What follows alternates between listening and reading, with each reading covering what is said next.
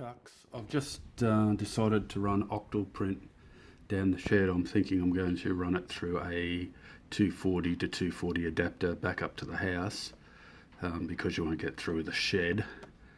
I've downloaded the version of Octoprint, the latest one, which is off the Octoprint site.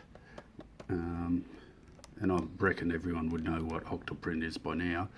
Yeah, so you download it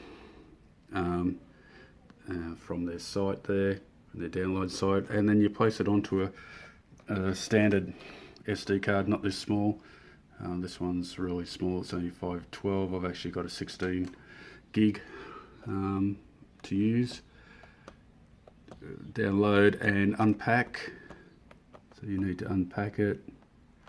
So it comes in a package, so put it somewhere where you know where you're going to grab it. Then you need to install it.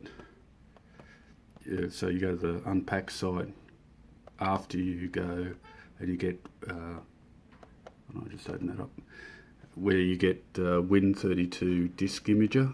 So you need Win32 disk imager, and you've got to make sure that this drive's the right drive, because you don't want to have a hard drive write over. So you've got read and write, so you want to write to the disk, not read it. If you're reading it, you're making a copy. So just press that.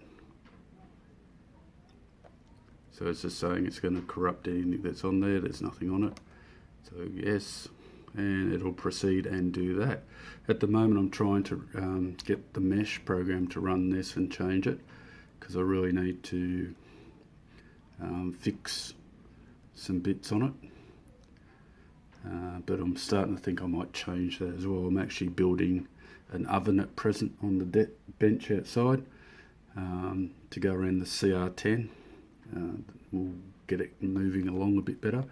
And I'd like to thank my new subscriber Craig here that just joined us. I just saw him come up.